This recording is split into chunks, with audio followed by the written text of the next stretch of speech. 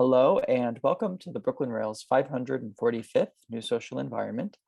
I'm Nick, the Director of Programs here at the Rail, and I have the pleasure and privilege of being your MC this evening, and this morning for some of you, for a conversation on realisms in Chinese visual cultures and aesthetics, featuring Meiqin Wang, Carol Yinghua Lu, and Paul Gladston.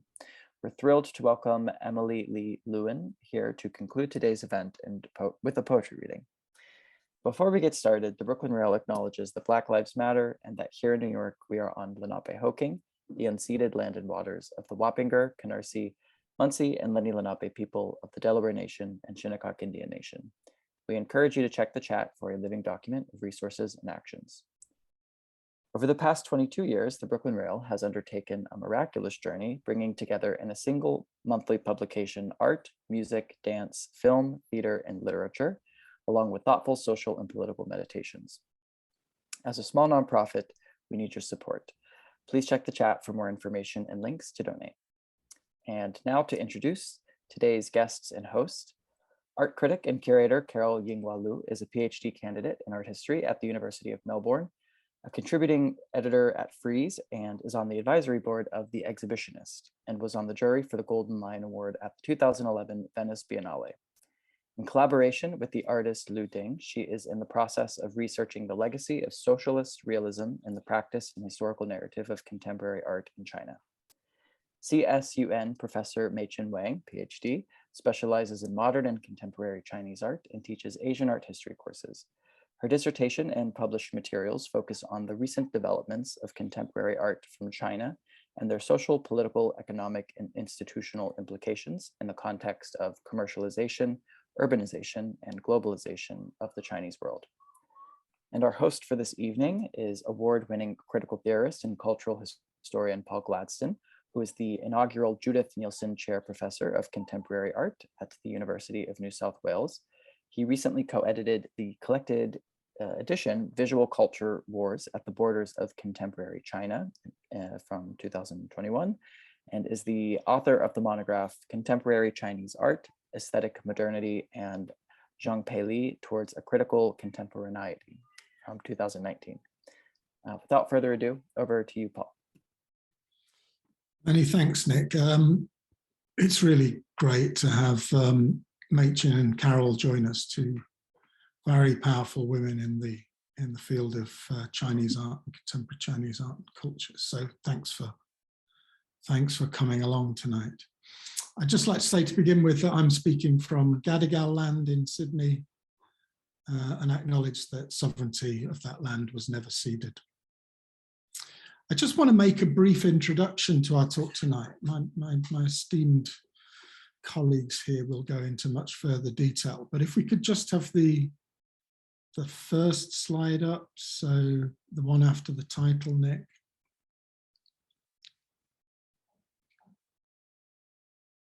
Thanks, Nick. Those of you who may have come along to earlier talks in this short series on Chinese visual cultures and aesthetics will remember that in the panels on abstractions, we looked in part at the tradition of Confucian literati shan shui, mountains and water ink and brush landscape painting.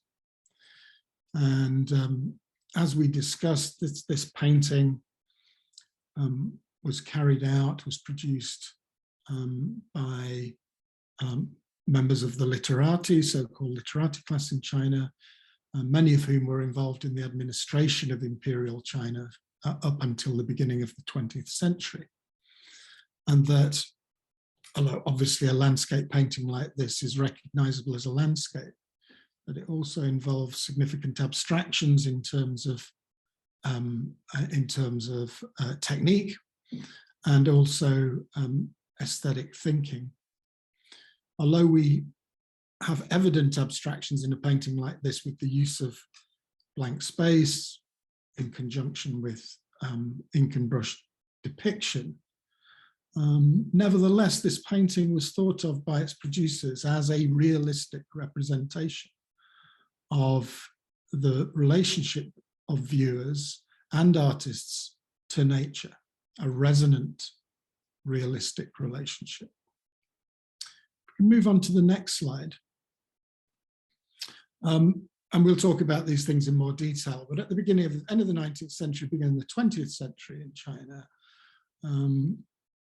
there was a move away from the dominant aesthetic of literati Confucian painting towards the adoption of realist modes of painting, often appropriated and translated via places like Japan from Europe, from the European Renaissance and post-Renaissance tradition.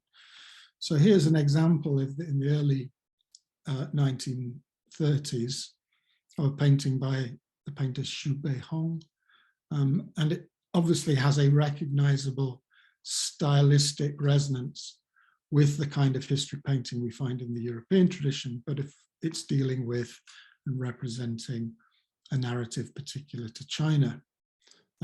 While Europe was moving away from post or Renaissance and post-Renaissance realism as a marker of social progress, the opposite, or almost the opposite, was happening in China. The official support, right from the ending of the First World War, beginning of the 20th century, with the overthrow of dynastic imperial rule in China, was towards realism. Can we see the next slide, please, Nick?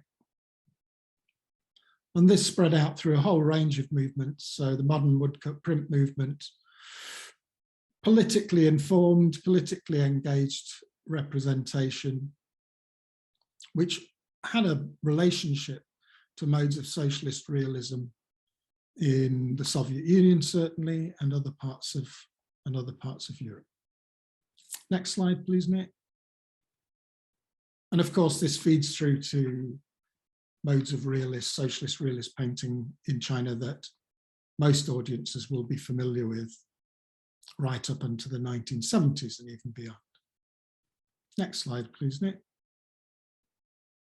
That included certain variations on socialist realism, such as romantic realism, where clearly the idea of realism is stretched symbolically and stylistically to get across particular political and ideological messages. Next slide, please, Nick.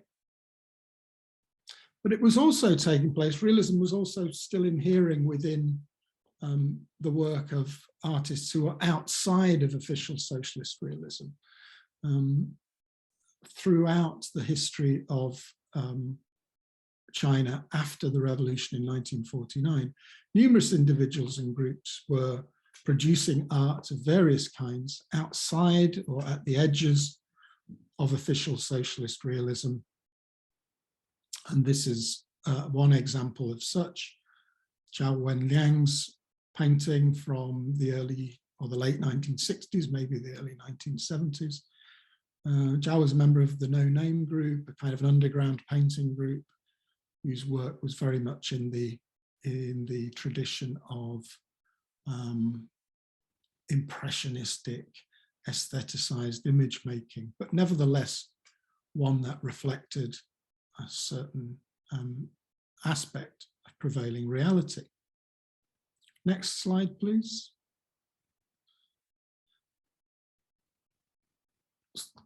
Socialist realism was not a monolithic form over time. It did change, not only variations from Soviet socialist realism, which fell out of favor in China during the late 1950s and moves towards a romantic realism, but also the development of what came to be known as rural realism at the end of the 1970s into the 1980s, reflecting a greater emphasis, ideological emphasis on individuals after the death of Mao. Next slide, please. And this also feeds through into what we now recognize or now call contemporary Chinese art or Chinese contemporary art. This is a painting by Zhang Pei Li, who we're probably more familiar with as a kind of post-Duchampian artist internationally now, but during the mid-1980s, Pei Li was part of the development of a tendency called rational painting, which has a certain cold reality and detachment which partly draws from prevailing styles related to socialist realism, but also examples which were beginning to come into China through magazines from Europe and America on modern and contemporary art. Next slide, please. Gung Zhanyi, Zhang's fellow member of the Pond Association or the Pond Society in 80s China. This painting, The Second State, is often cited as the forerunner of the movement or tendency, which is very familiar, I think, to international audiences, known as cynical realism. So next slide, please. So I guess many people joining us tonight will be familiar with work like this, which is called cynical realism, partly because it demonstrates an ambiguous response to prevailing conditions in China during the 80s and 90s. Next slide, please. And the development of pop or proto-pop in China during the 80s and 90s, one major exponent of which is Yu Han, The World Is Yours. And if we just flick to the next slide, Nick, we can see intentional resonances on Yu Han's part between his pop paintings of that time and the romantic realism in China of the 1960s and 1970s. Next slide, please. And even works like this, documentary works during the early 90s, during the political crackdown after Tiananmen, these have a certain objectivity that we often associate more widely with conceptual art. The objectivity of simply being able to draw a fleeting line through the use of hot water and steam on a lane somewhere at a certain time, I think continues to reflect a tendency towards realism in the Chinese cultural context. Next slide, please. And I guess we're going to see a little bit more of this kind of stuff. The emergence, re-emergence, or continuing development even of socially engaged work in China, performances, and this is an image of a performance at a residential area of a construction site not that many years ago. This has a resonance with the kind of performative work being carried out in China during the Cultural Revolution, where young revolutionaries were engaged closely with the public. Next slide. Chao Fei, I guess many people are familiar with her work. At least some of her work is partly presented as documentary, or a kind of shifted or dislocated documentary. This is very familiar, a very familiar approach to, I guess, a lot of you who know something about Chinese film and Chinese video of the past few decades. Next slide, please. And I just want to bring us back finally to this, which is an image by Fu Xiaotong, a young Chinese artist. It's made by, not by applying ink or pencil or anything like that, but pricking holes, many, many holes, in this case over 1.25 million holes, into the kind of handmade paper which is traditionally used for Chinese ink and brush calligraphy and painting. And in this case, we have a kind of circling back, but one that dislocates, which is both attached to and dislocated from the kind of realist tradition of Chinese ink and brush painting that we started with at the beginning, and shares in its complex tensions between realism and abstraction. That's just a quick rundown to give a bit of a context for what we're seeing. But I think the key thing to note here is that within China, there has been a preponderance of, or an attention to realist modes of artistic representation, as a mode of progressive artistic production, which in many ways contrasts with the way that things rolled out in Euro-American and Westernized contexts. And so I think it's important for those of us who come from those Westernized contexts to perhaps just shift our perspective for a moment and just reverse the kind of values that we have come to place on realistic representation over the past 150 years. Okay, thank you, Nick.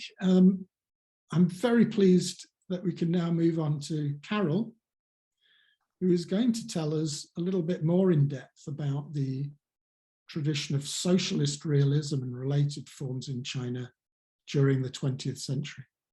Carol, over to you. Thank you, Paul. Nick, can I have my PPT?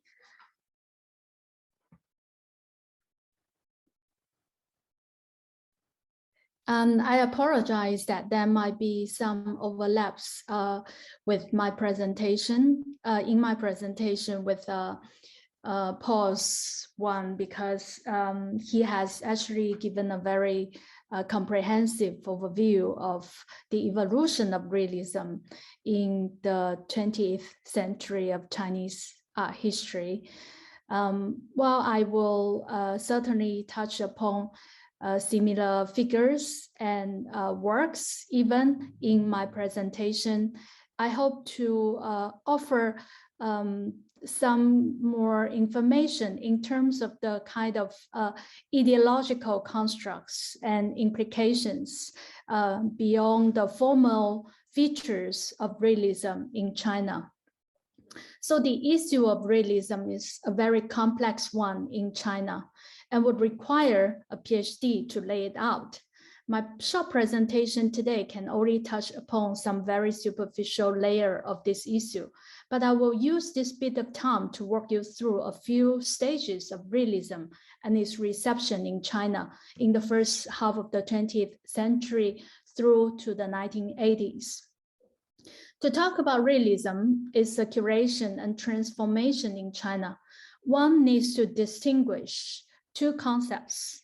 One is realism, the other is realistic depictions. While realistic and faithful depictions of landscapes, flowers and birds, figures as an artistic expression have been practiced by Chinese artists long before realism as a theory, as an artistic principle was introduced into China, an aside with political significance since the early 20th century. For example, the painting you see here is a realistic depiction of white jasmine from the 12th century by an anonymous painter. Next slide. In practice, there is often blurring of the two. People tend to mistake formal features as defining traits of realism, when in fact, it is much more than that.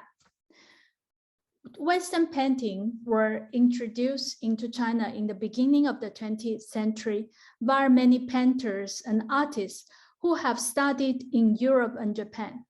Different kinds of artistic styles, realism, impressionism, post-impressionism, and expressionism were all employed by artists simultaneously. While they might not be called the same names, similar artistic expressions existed in Chinese ink and brush paintings. After their introduction, these artistic preferences, realistic and impressionistic, coexisted in art education in China and were often categorized as idealized or realistic, setting up a dichotomy between them. And this dichotomy is worth bearing in mind when we think about realism in China through the 20th century. As China was embracing Western influences as ways to connect itself with the rest of the world, these artistic issues were often elevated to a level of cultural significance. and one of affecting national future.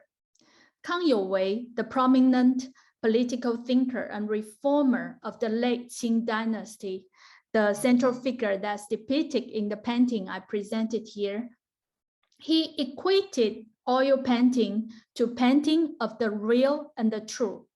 This appreciation of realistic depiction was towards Western classical painting, which he saw as of equal value to royal court paintings from Song and Qing dynasties.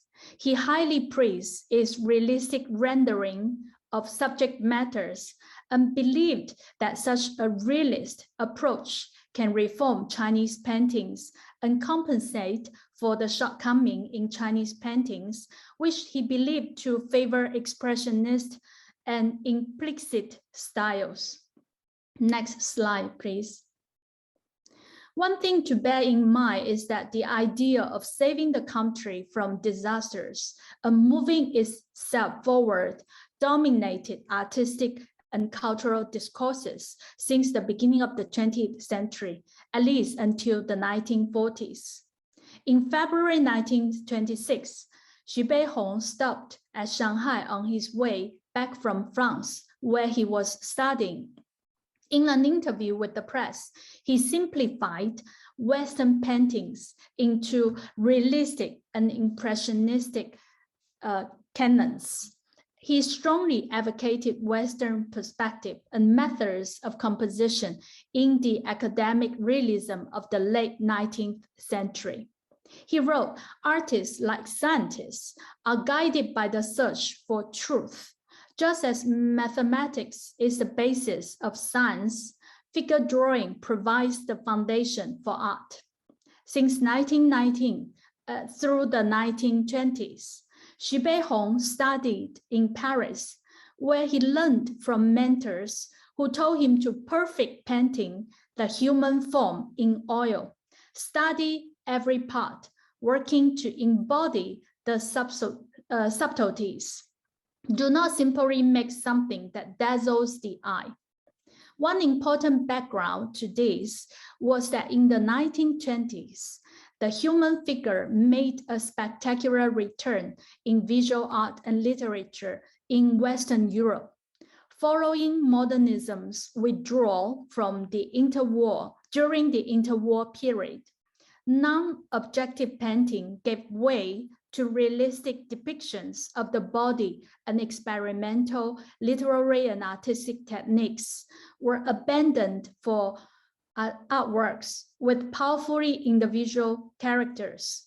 This return to realism was not a return to traditional realist representation, but it invoked realism as a strategy for mimicry and realist figuration.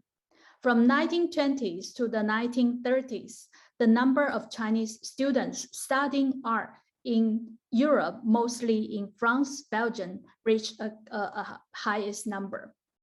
So this is the kind of context where Chinese artists were receptive to realism in Europe.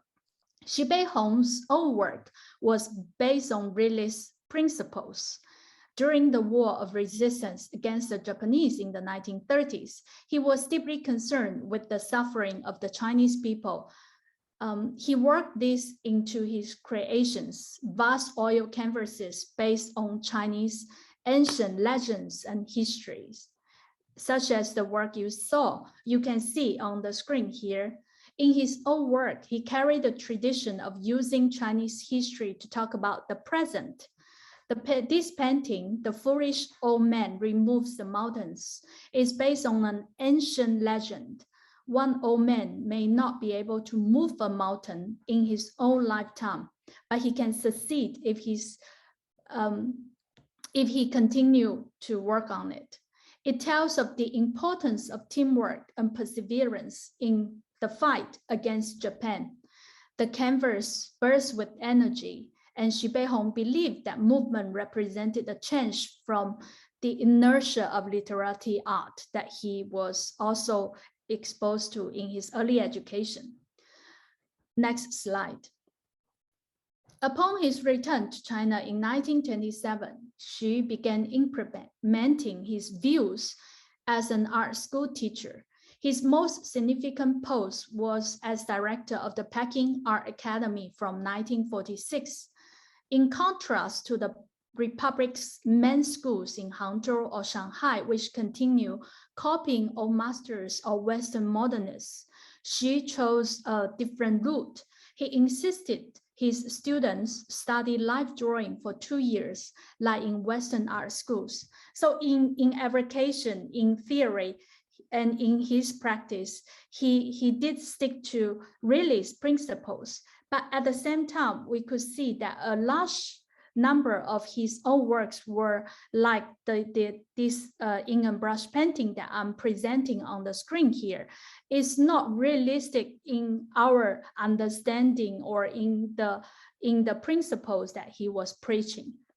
So I wanted to kind of highlight this contrast or this gaps between his discourse, the kind of realism that he was preaching, and his own practices. Next slide. Xu Beihong did not just practice and teach realism. He also entered into public debates to advocate his belief.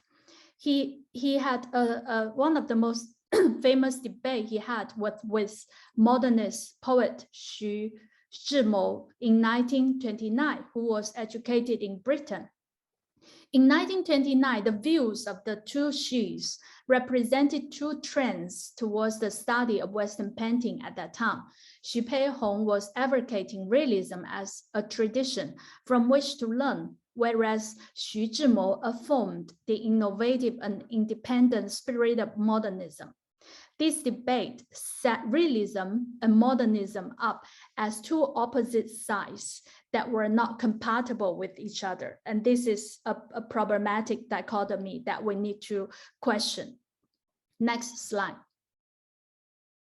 In practice, however, during this early period of the 20th century, realism, impressionism, and expressionism were all practiced by artists who freely drew simultaneously from such inferences and techniques according to what they intended to convey, instead of adhering to one particular style strictly. Xu Beihong himself was a good example.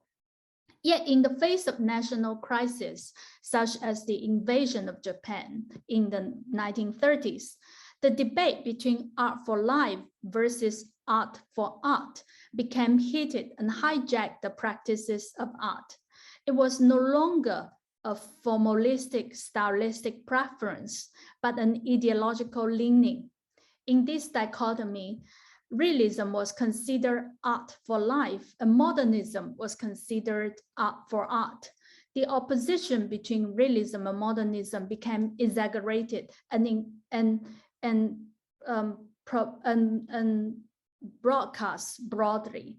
Artists who practiced modernism were dismissed as not sensitive to the people and to the society, and became largely marginalized. This tendency to politicize art and implicate artistic practice into ideological considerations continued well into the 1970s. Next slide.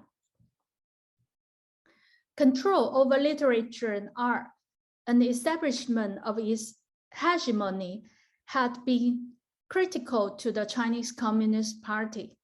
As early as the anti-Japanese war, the Chinese Communist Party had consciously sought to establish a propaganda state.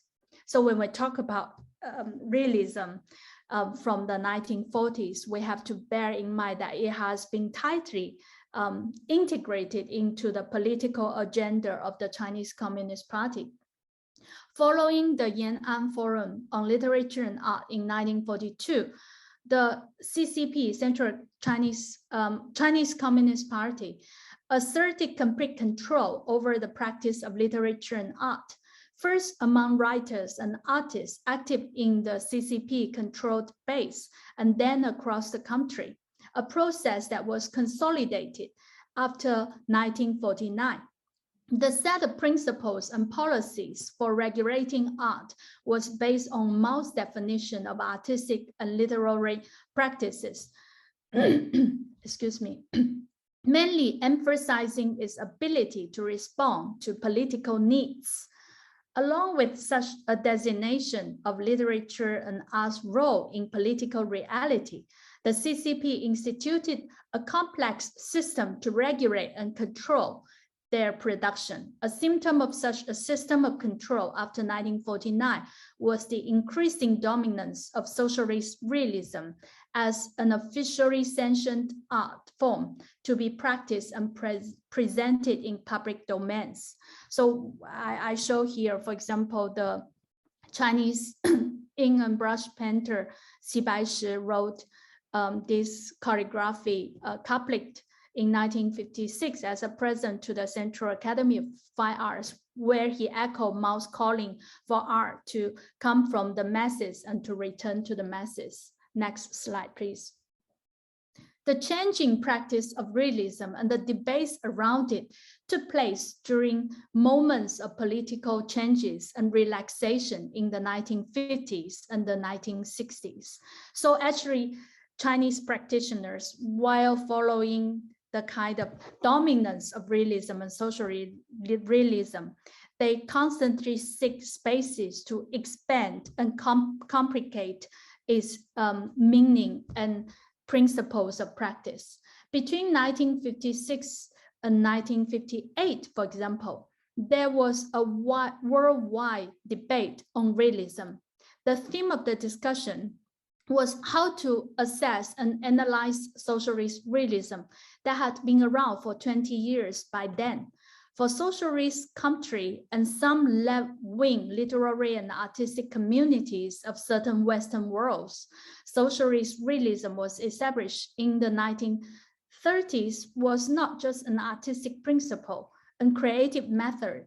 It carried a certain significance of being the guiding principle of thinking.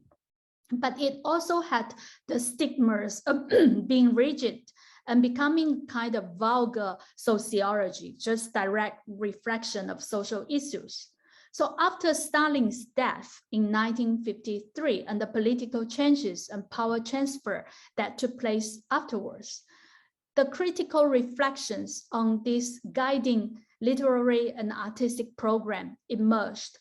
Chinese artists and literary critics seized the opportunity to advocate broadening the pathway of realism, meaning relaxing restrictions on artistic practices. The two books I show here were essays collected and published in 1958 by Chinese and foreign and literary critics, elaborating the broad kind of scope of realism, just trying to broaden the scope of practices for artists. Next slide. So the examples I show here were from artist Yuan Yunshen and another sculptor Liu Huanzhang. It's very important to note that the dates of these works. Yuan Yunshen's painting of Summer Palace was made in 1960, and Liu Huanzhang's sculpture of Young Lady in 1961. These works all happened after this great debate on socialism. We can see that it was no longer socialist realism or a strict kind of realistic, classical realistic or naturalistic depictions, but influences from Impressionism, from Expressionism, as well as in Liu Huanzhang's case, he was very much inspired by traditional Buddhist art at this time and made such a work that became among the first group of works to be collected by the National Museum of Art in China. Next slide. After the end of the Cultural Revolution, there was a return to realism in relationship to the reality. So realism at this time returned to the reality, which was faithful depiction of social wounds and normal people. So normal people in the artist's mind, meaning marginalized figures or kind of common characters, no longer political leaders as was in socialist or heroic figures as in socialist realism.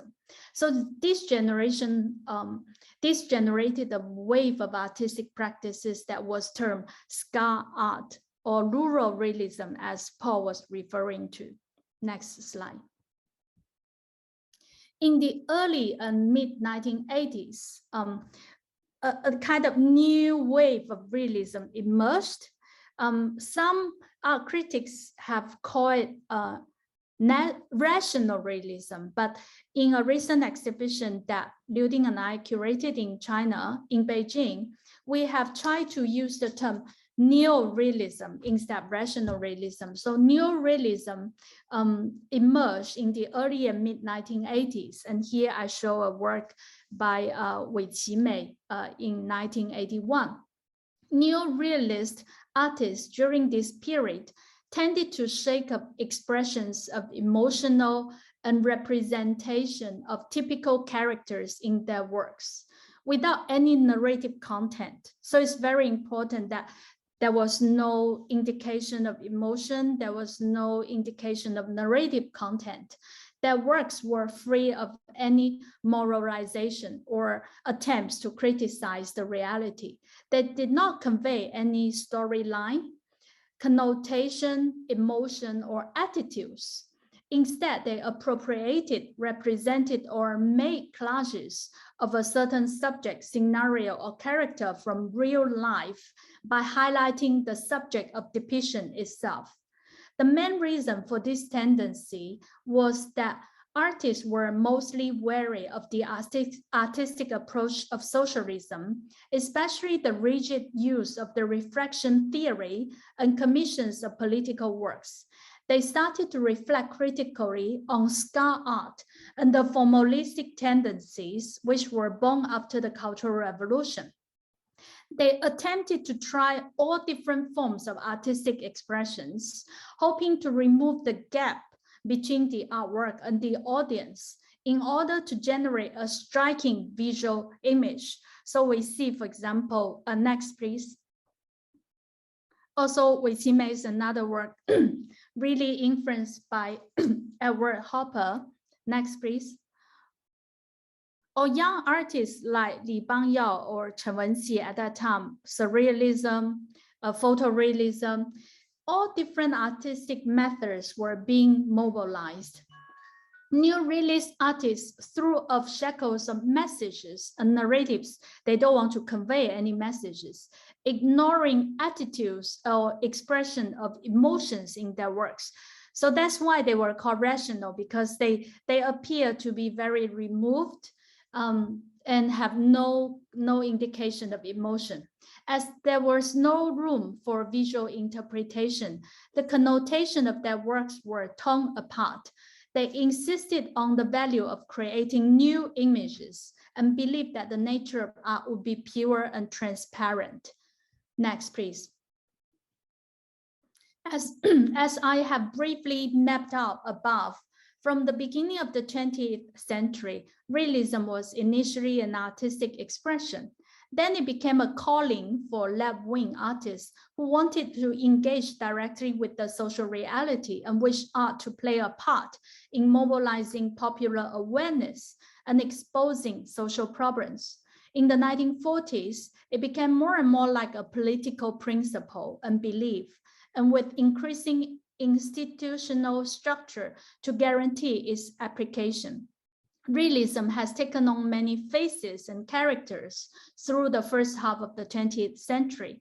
After the end of the Cultural Revolution, with its close association with the revolutionary era, realism or socialist realism was judged critically and rejected by contemporary artists. Chinese critic of literature Cai Xiang once pointed out, which I show on the slide here, China is a unique experience, which is persistently unstable and full of internal paradoxes. There is never one solid thing in practice, in existence. The emergence of any kind of theory is inevitably met with the refutation from another theory, both coexisting in the structure of the Republic of China. This remark is a crucial reminder for us when we approach terms and theories, especially those introducing to and emerging China in the 20th century, such as realism. Thank you. Carol, thank you very much indeed. That really puts a great deal of nuance on the kind of structure that we've introduced here about the development and the varied development of realism and realisms in China. Kind of is an interesting reflection, isn't it, on the kind of flip side of these debates in China in the West, where people like Clement Greenberg are defining socialist realism in the 50s as kitsch and, you know, abstraction as the progressive wellspring of modern and contemporary art. But of course, if one finds oneself immersed in the discursive conditions that you're talking about, a very different and varied and contradictory set of views starts to emerge. Thank you very much for that. Meiqin, could you take us on a bit further with your talk? I think you're going to talk about more contemporary forms of artistic expression in China and socially engaged forms of expression and how they relate to realism. Over to you, Meiqin. Sure. Thank you, Paul, for including me to this dialogue. And I think I was going to pick up from one statement that Carol made at the end is realism really has taken upon so many faces. And I'm going to show you like some kind of new faces here. So can I have my slide, please? Yeah. So next. So to prepare for this forum, I recently read a 2008 article from Ban Wang, a Chinese studies scholar. And I would like to start by sharing some of the key points that I find relevant for our conversation today. In this article, he actually highlights new realism. So there's a term, new realism here, as an important contribution of the grassroots movement of documentary filmmaking in China since the 1990s. He argues that this new realism or documentary realism requires that, next slide please, experience be seen within its real environment and characters and actions of a realistic work be shaped by the environment. He believes that this principle challenges the visual regime of spectacle controlled by the expanding global cultural industry. Next please. He explains, the official media join commercial enterprises in promoting the triumphant prospects of development, prosperity, a middle-class consumerist lifestyle. The mainstream cinema turns China's history and revolutionary experience into consumable spectacles and airbushes the current reality as nothing more than an endless stream of soap opera, melodrama, and phantasmagoric visual stunts. With this, he points out that much of China's contemporary visual production has eschewed from realism and historical consciousness. Next, please. However, he argues that realism and historical consciousness are the precious legacies of socialist realism and need not be cast out in the now fashionable critique of the dominant ideology. Here he's commenting on the fact that socialist realism, as Carol actually mentioned, that almost became an active term among the contemporary art and cultural practice since the early 1980s. It is in the work of independent filmmakers emerging in the 1990s that he sees the reemergence of realism. Next. In particular, its original edginess, earthiness, and engagement with social historical reality, and its focus on the lived experiences of ordinary people on the ground against the backdrop of the commodified and globalized official visual regime. The visual work of these filmmakers, he argues, embodies the drive for a new realism that cuts through the veneer of fantastic lies to get at the bottom of the hidden strata of reality and recovers a materialist understanding of the forgotten ways of life among ordinary people. In my research on Chinese socially engaged art, I found this realism, this drive to cut through the veneer of fantastic lies and reconnect with the lived experiences of ordinary people on the ground, figures prominently in the work of many other professionals who take upon social and cultural interventions as the mission of their practices. It manifests in various art projects that address the real and often troubled conditions of contemporary living. Realism in their work has become a bottom-up aesthetic and methodological strategy as they seek to engage with realities truthfully. Let me illustrate my point with two cases. Next, please. The first concerns Xishan Film Studio, a socially engaged art project that very much carries on the spirit of independent documentary film movement of the 1990s, but with a community-based and participatory edge. The project was founded in March 2017 by a dozen artists under the leadership of curator Zheng Hongbing to explore the possibilities of civic participation through artistic activities in Xishan Village. Next, please. Like many little villages in southern China, Xishan has been entirely encroached by the urban sprawl of Guangzhou. For Zheng Hongbing and his artist friends, the current built environment of the village embodies China's uneven development, blatant inequality, and striking different living conditions. Next, please. One of Xishan Film Studio's first collective endeavors involves making documentary films by taking advantage of the convenience of digital technology, which is a current reality, to address the everyday reality of the village from the perspective of its residents, such as farmer, elderly people, daily wager, and small business owner. For example, next, please. Vegetable Farmer by painter Li Yanming focuses on an elderly farmer who grows vegetables for both self-consumption and the local market. As food safety has become a major concern for urban residents, the farmer shares the dilemma. To harvest decent-looking vegetables, he has to apply chemical pesticide, a lot of them, yet it's very expensive to do so.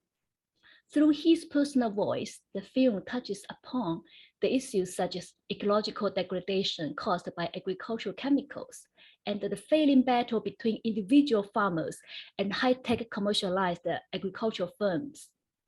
Next. Tricycle by Wu Huanzhong concerns the daily routine of an old woman, Granny, who lives by scavenging garbage.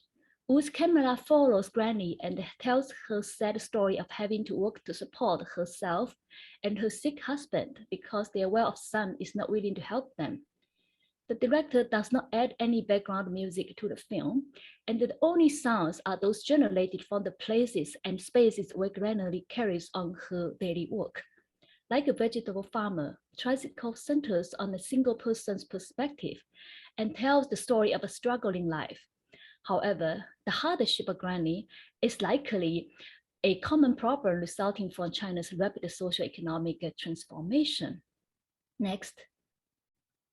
Other films tackle issues related with the abuse of resources and power, such as villagers' failed attempts to fight against illegal sewage discharge into the river, as seen in Black River. They are dealing with corrupted urban management officers who extorted money from villagers, or the strife among native residents or between them and immigrant residents, as documented in Group Fight. Next, please. The self-made film directors have documented the reality of the village life from various aspects. Within 1 year, Xishan Film Studio released 2 seasons of mostly short documentaries of a total of 29 films. The documentaries were screened at the various makeshift theaters in the village, such as a small restaurant, a hair salon, a park, or a private living room turned public screening place. In accordance with the studio's intention to cultivate public discussions concerning local specific matters among residents. Of course, they also took advantage of distributing their films via social media platforms. Most importantly, the studio's WeChat public account, which has more than several hundred subscribers, with the majority of them being locals. One ambitious goal of Xishan Film Studio as a socially engaged art project was to cultivate citizens' journalism by enabling ordinary villagers to make their own documentaries or to become reporters of the living conditions, struggles, and aspirations of ordinary people, in a sense, to reclaim their own voice. Next, please. Some of the films were made by villagers or based on issues brought up by them to artists. Villager Reporter, for example, involved the collaboration of more than 70 villagers and a dozen of artists.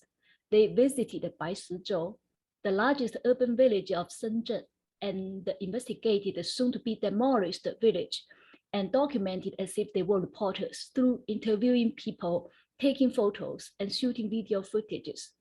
This collective endeavor resulted in the release of Villager Reporter, a 1 hour and 40 minutes documentary film. Collectively, these films center on the lived experience of seasoned villagers, or in Curator Zheng Hongbing's words, these films are by and for the people living here and now, and reveal truths at the moment. One commonality shared by all films is that the directors did not intentionally capture anything melodramatic or spectacular like the mainstream media usually does. The protagonists are presented as they truly are, real individuals in their authentic, ordinary living environment. As such, these films provide a realistic and materialistic understanding about how China's grand project urbanization plays out at the bottom of Chinese society and being experienced by individuals at personal level on the ground. Next, please. The drive to engage with reality truthfully also foregrounds Mentors Academy, a public art project launched in 2015 by performance artist turned public art activist Wang Jun. In 2014, he happened to visit Lianghe, a poor rural county in Yunnan province, and was stricken by its impoverished cultural landscape, and especially the lack of art education resources for local children. With the help of a local friend, Wang rented an old courtyard house there and converted it into a community learning center for art and culture that he called Mentors Academy. The space has since functioned as a free art education facility for children, opening 6 days a week under the supervision of its 2 in-house art teachers. It provides them art supplies and offers regular group training and individual-based teaching in drawing, painting, handicrafts, and other creative practices. In addition, the Academy also serves as a public space for reading, creative writing exchange, musical performance, and independent film screenings, among others. Very soon after the establishment of the Mentors Academy, Wang began hosting an artist in residence program by inviting cultural professionals to visit and use the academy as the base for their research and creative work. In exchange, they are to offer public lessons for locals. In this way, one expands the teaching resources of the academy, exposes its informal students to diverse art and cultural forms presented by visitors. The Mentors Academy was conceived to be a collaborative and participatory public art project that relies on the performances of many people, consciously or unconsciously, long-term or short-term. Next, please.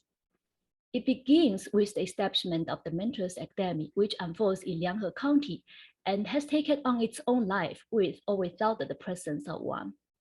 The project addresses the unequal distribution of art resources in contemporary China through developing a grassroots public space that seeks to rectify the problem at small scale and cultivate bottom-up initiatives. It offers children who are growing up in a culturally impoverished environment opportunities to be exposed to current arts and other creative activities. Here, children learn how to go beyond the limitation of their immediate physical reality through creative imaginations and experience the possibility of utilizing art to improve the very physical setting of the Mentors Academy and maybe their own homes. Their collective effort has turned the informal art educational facility into an enticing public space for local community members, adults and children alike, who could come to participate in various cultural activities. Motivated by the positive public reception of Mentors Academy, Wang set out to establish another one in 2017. Next, please. This time, he turned to his hometown Dongtou village, an ordinary rural village of Shandong province. The village has relatively well off in recent years, benefited from a growing greenhouse vegetable industry that provides fresh produce for cities nearby and far. However, like most Chinese rural villages, there are no public cultural and art spaces like those typically enjoyed by urban residents. Wang convinced his retired father to convert the family's old house, a small earthen abode, into a public facility for cultural and art activities. His parents have been managing the daily operation of this Mentors Academy as a community learning center where villagers of all ages could come reading, chatting, or simply hanging around. In the name of Mentors Academy, one has organized many small or large public events, such as, slide please, painting competition for sock making and charity auction of socks to support impoverished children, learning camps of in winter or summer, next please, public film screenings, next, exhibition of children's art in Beijing and other cities, next, and graffiti festival that involves an entire village.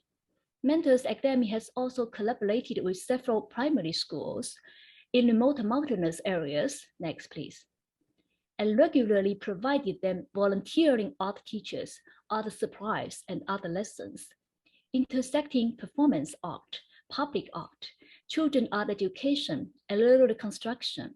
Mentors Academy has enabled a wide range of people to participate in a grassroots discourse that promotes creative resistance against educational inequality and simultaneously advocates grassroots collective actions for a new reality that's fair and more just. In so doing, their efforts also help to reinvent the purpose of art, making it relevant to the everyday life of ordinary people living in marginalized locales. Of course, there are many types of socially engaged art projects that are going on in China now, such as those focusing on rural reconstruction, personal development, community building, or environmental protection. While different in scales, methodologies, and goals, one thing they share is this desire to engage with realities as they are, that is the specific lived experiences of a particular location, community, or social group, and from there to work for or imagine better ones. Thank you. Thank you very much. Two absolutely excellent presentations, I'm sure you'll agree. But that really deepened the idea of a kind of multifaceted artistic scene in China and how nuanced and often contradictory it might be. While we're waiting for audience questions, I'd just like to field a couple of things towards Carol and Meiqin.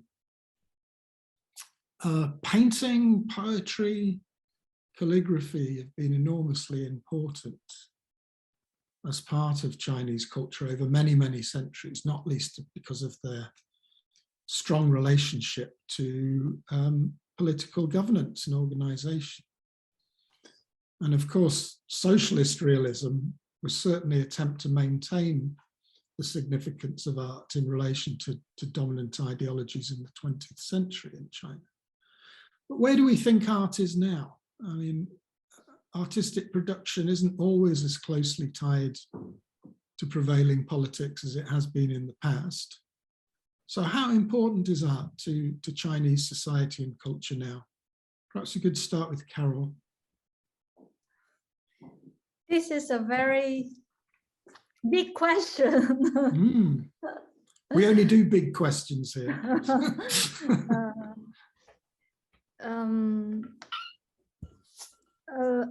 Back in about 5 years ago, I actually wrote a text that was published on eFlux, which was about historicization and ideologicalization of art in China, in which I argue that since after 1989, basically the kind of agency of art, the agency of artistic art practices to have a very direct impact on the society have been very much suspended in a way both by the government and by the artistic community, that in the 1990s, the kind of obsession with the market and believing that the market success could bring in a certain legitimacy and agency to art became very much organized into an economic kind of operation, and this ongoing process has continued to the present. So we continue to witness the really dominance of the art market in the art scene. The kind of agency of individual artists has been very much limited in its ability to engage critically and directly with the reality.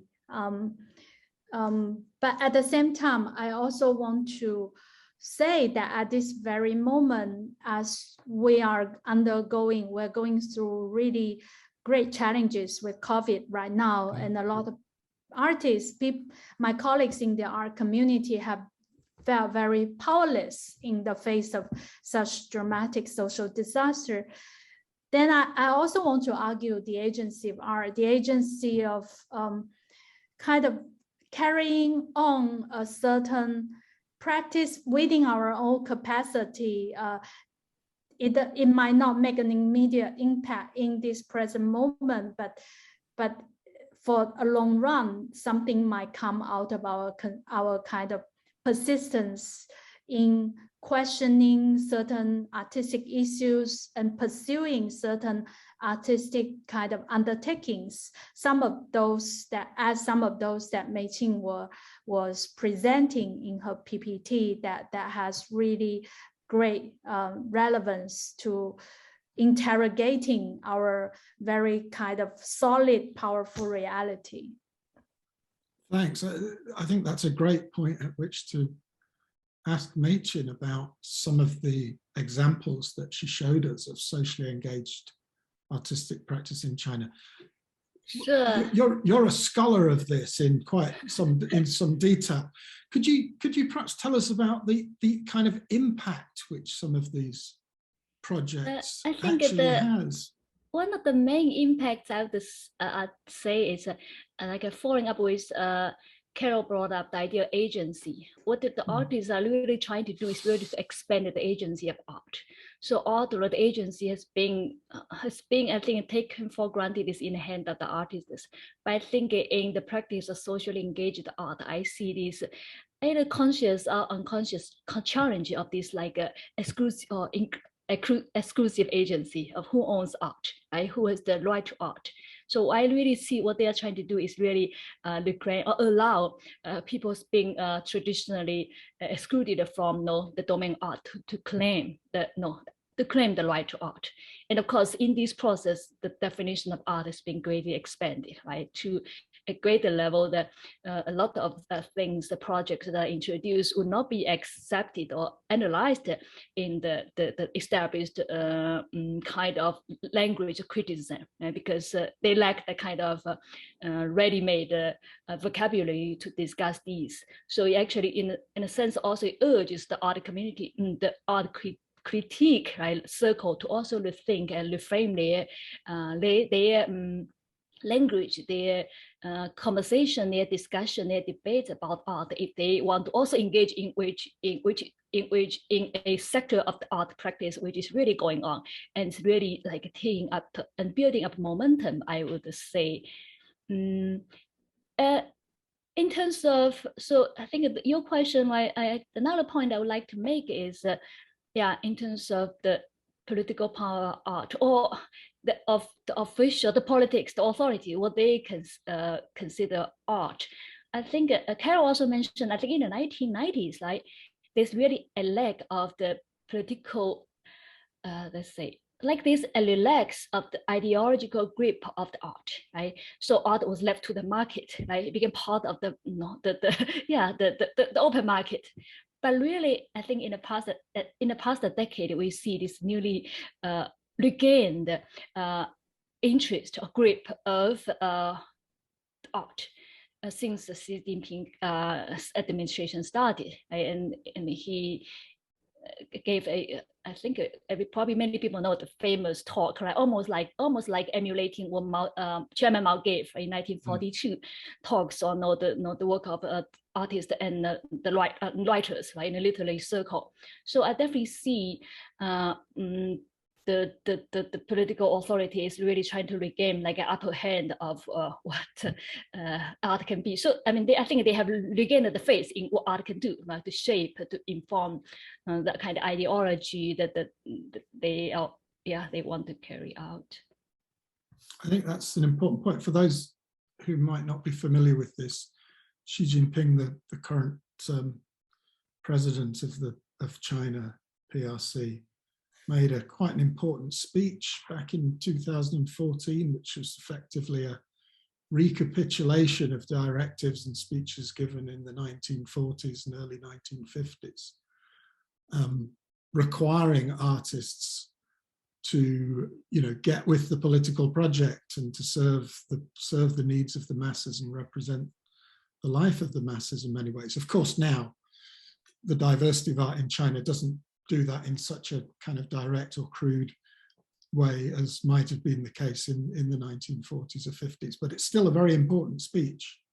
I mean, I guess the problem is Carol's described something which is also part of art in Western and internationalized contexts, the engagement, the entanglement of artistic production with the marketplace, which can often completely undercut claims for social agency. It's not just a thing which happens in China. It's been a constant problem for a detached, market-oriented art in Westernized context.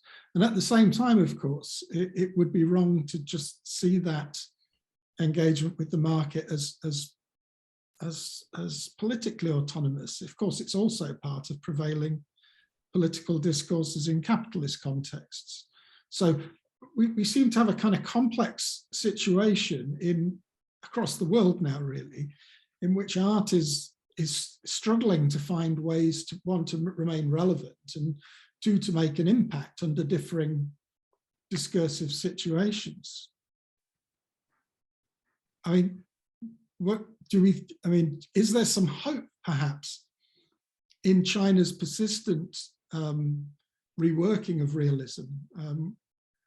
The world has got pretty much sort of fed up or impatient with a kind of Euro-American view of postmodernist art and postmodernity.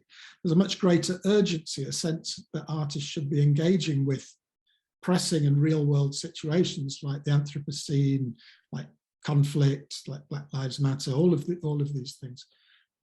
Yeah. To both of you, does Chinese realism give us some hope in that respect? If I may just add a follow-up with what the word you brought up, like Anthropocene, I definitely see the kind of split of realism to engage with reality really that take upon a new momentum in the past couple of years, especially I think during since the outbreak of the COVID-19.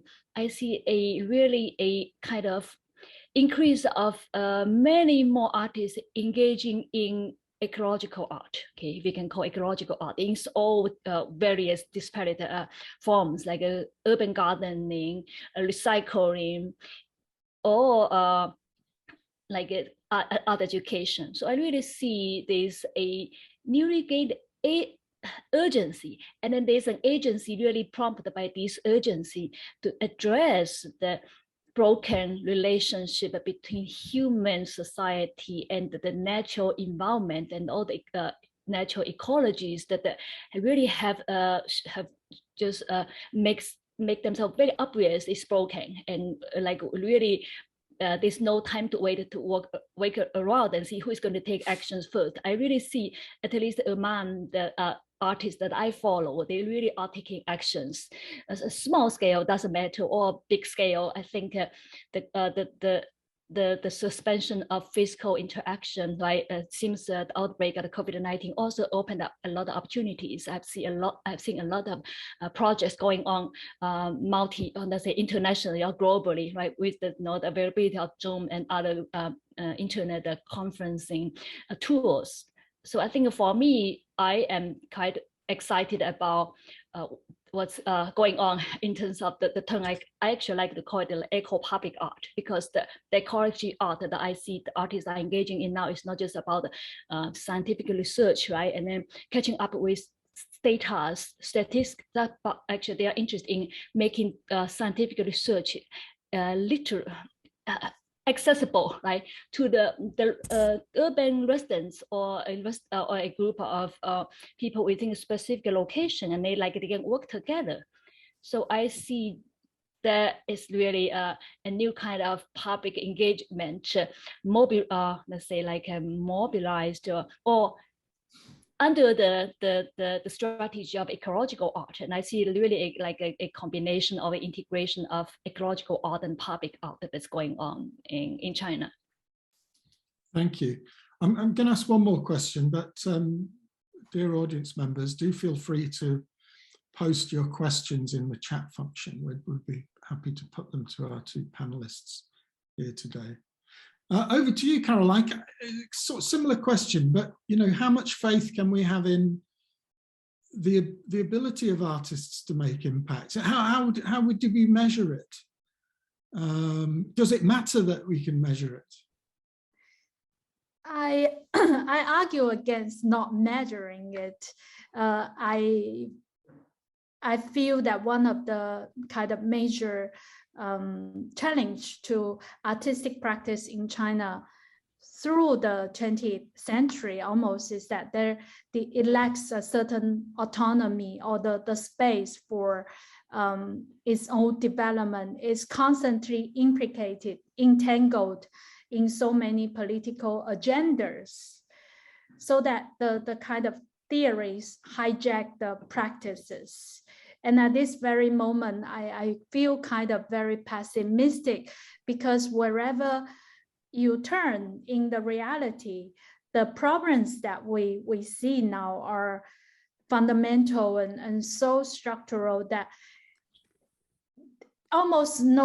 there is no possibility to make any change in our real life. Not to mention that to carry out a certain artistic kind of practice that can really have an impact. I feel that unlike not unlike, but actually similar all along since 1949, but in the present moment, the market and the state are really powerful dominators, that they define the boundary for art. We are all defined by the boundaries, the premises that are set down by the state and the market. And the kind of artistic works that we see in our kind of in the international level is only, please bear in mind, is only a very small fraction of artistic practices in China, where the dominant artistic works, thinking that are not circulated internationally in the so-called global art world, are the main reality of our country. And those are art that are official art, that are aligned with the official ideology. That's the real kind of reality. So I feel kind of pessimistic, frankly. Yeah, I'm getting too old. I kind of feel pessimistic about this in a global context. However, I think ascribing some kind of instrumental agency to art is maybe missing the point about what art does and how art is made, and the kind of insidious seepage that the aesthetic has into societies in ways that are not always registered as having impact, but actually are in a constant polylogue with the rest of society. Anyway, time is marching on for us. I think we have one question from Fong, who is the director of Brooklyn Rail. Fong, are you there? Here. Thank you so much, Paul. Thank you, Carol.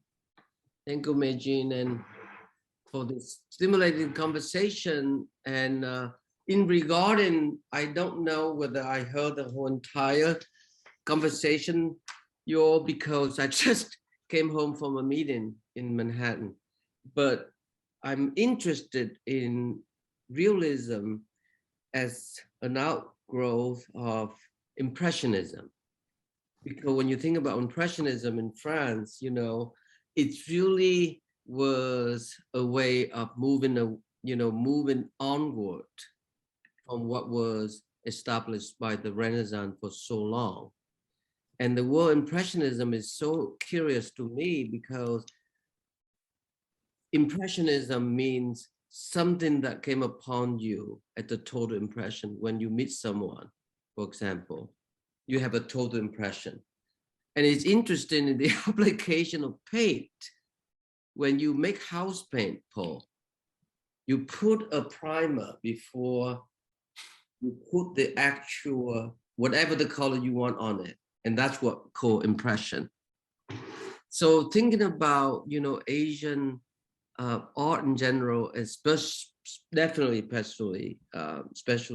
in China during the Mao era, and I was thinking in the same way that I did with Lenin during the Bolshevik Revolution in regard to abstraction, namely constructivism. And that went so far until Malevich was appointed to be the head of Ministry of Visual Culture, or equivalent of such. And that's when the mobilizing of amplified realism became more doctrinaire. Exactly what you guys have been talking about. Realism is an instrumental representation what could be seen as a form of propaganda. But I've been talking on and off with Ai Weiwei about this subject.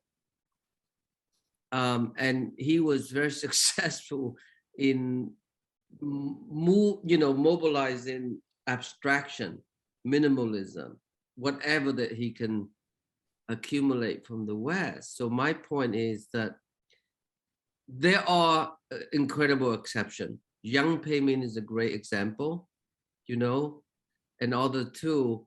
But my point is right now, how does that come together as of two dialectic conversion force between abstraction? How much abstraction in China is informing realism, and how much realism is informing abstraction?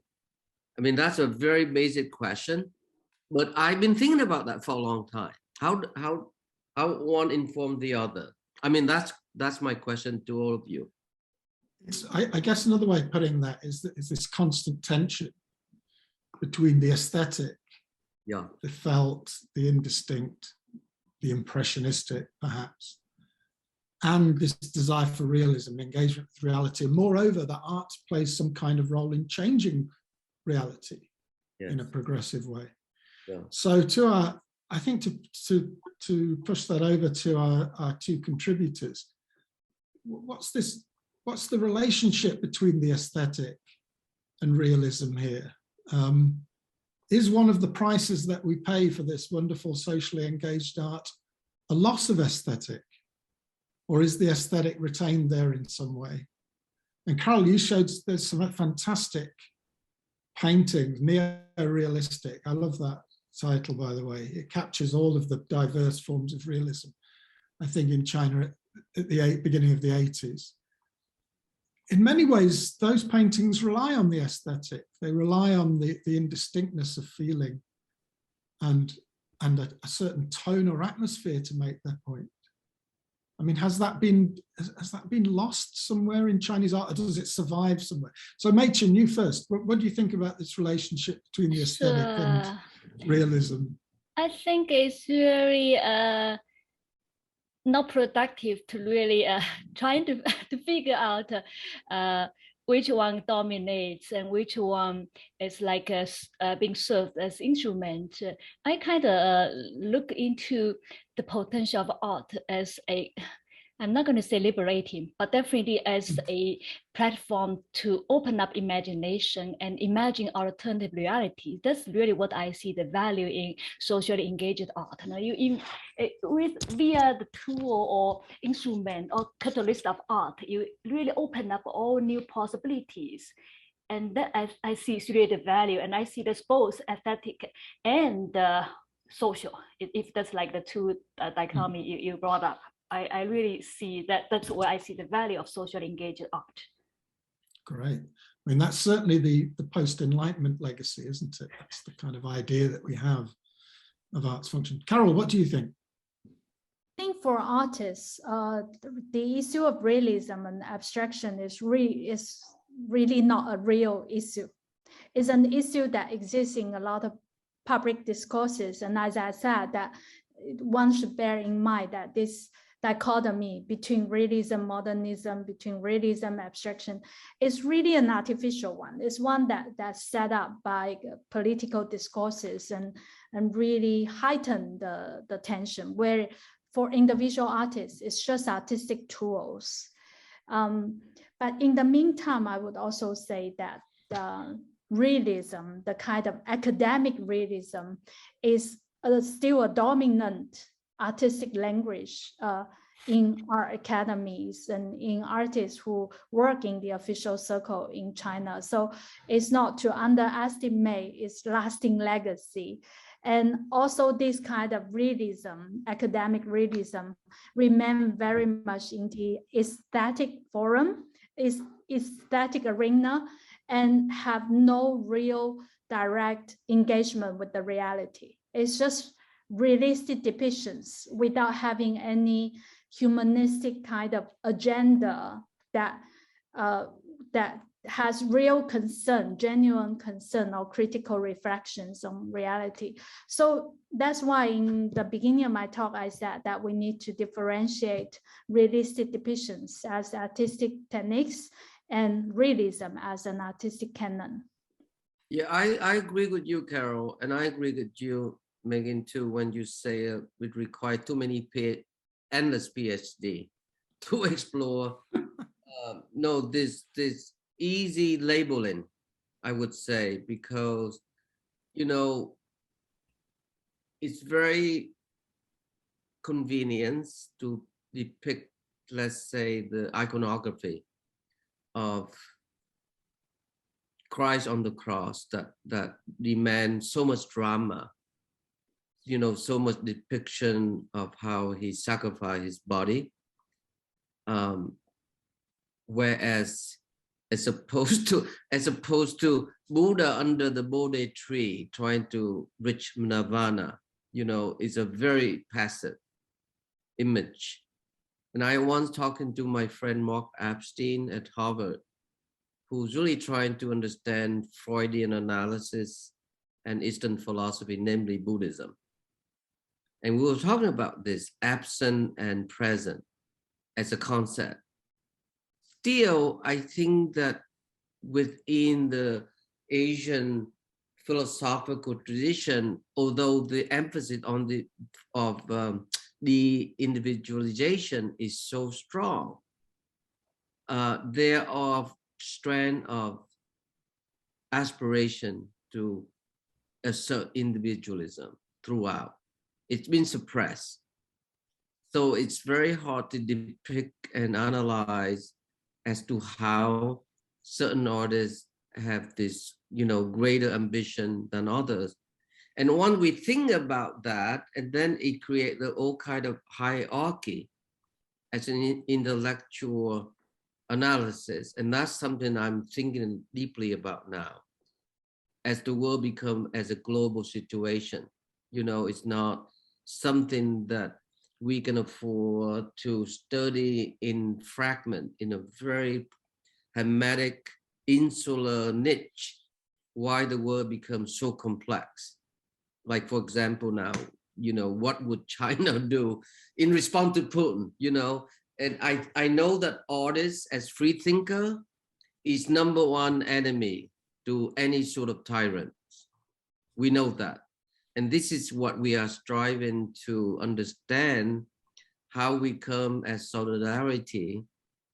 Even this instant, we are coming together, a small group, but we know we are recording this for prosperity of archive. So we live in the internet, and you certainly put YouTube tomorrow to share.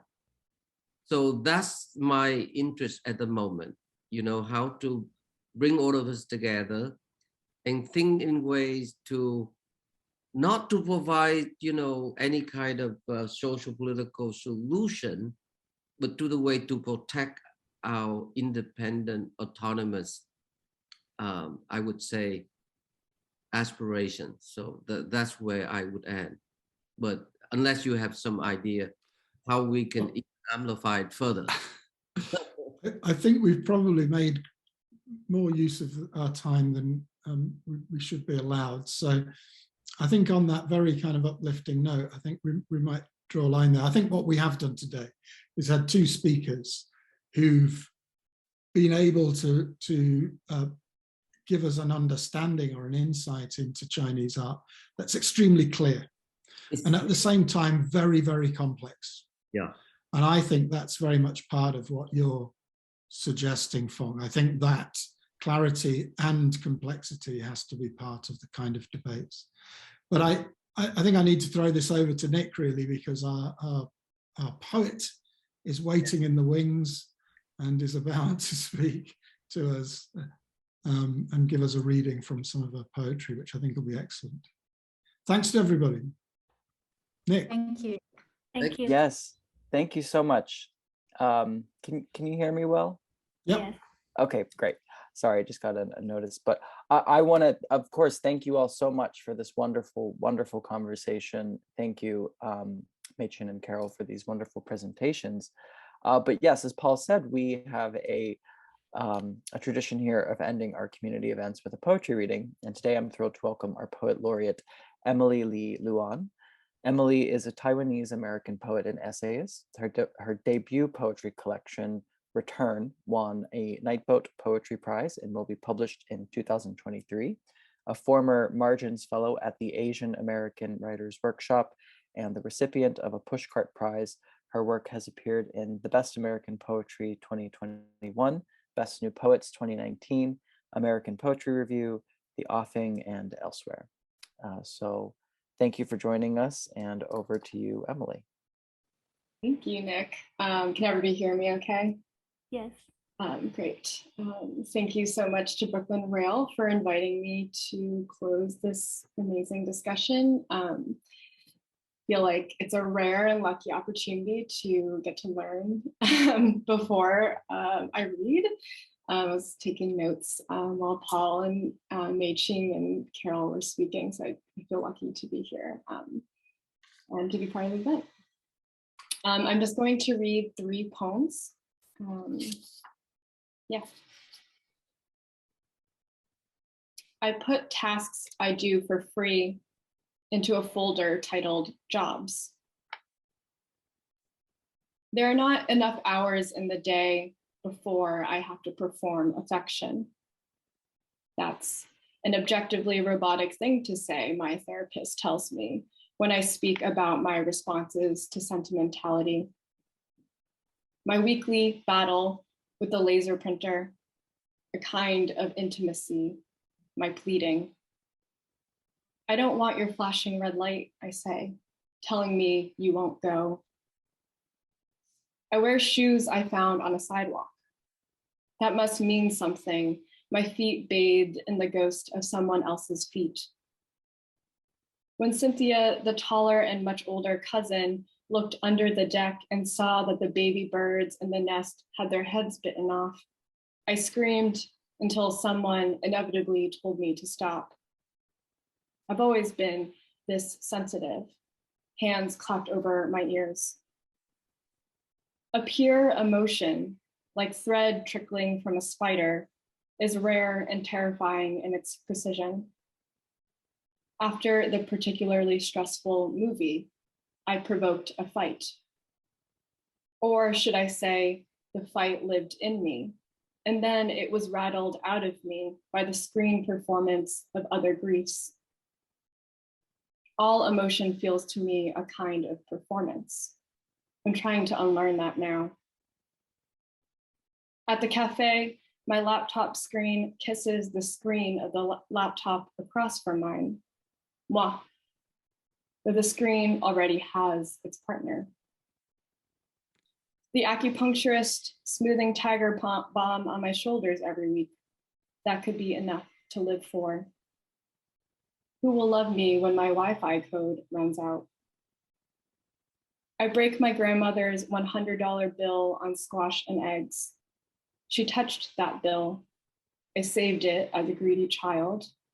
That money goes quickly from me now, as she went from me, as now she's gone. I thought, that money is little to me now, and the thought rattled out a nest of bitten off sadness.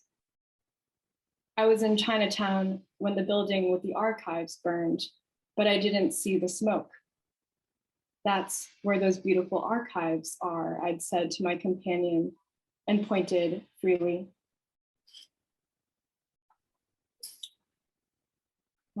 This next poem is in conversation with the reversible, Chinese reversible poem tradition, Hui Wen.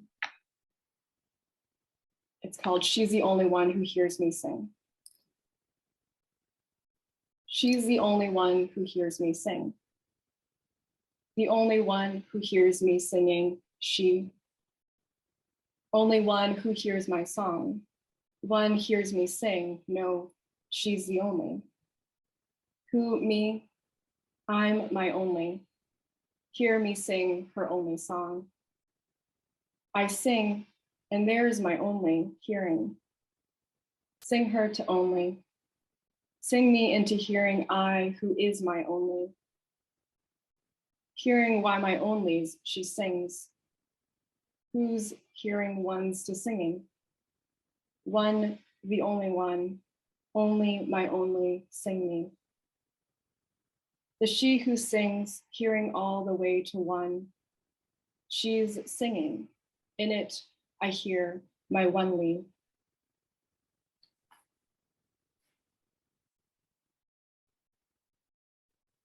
Obad in milk white. My father used to be a manager at a beverage factory. At the end of the day, when everyone else had left, he'd fill one of the vats with leftover milk and steam it until it was hot. Then he'd leave his clothes on the factory floor and take a long milk bath. Every so often, I remember this story and won't know if I've dreamt it.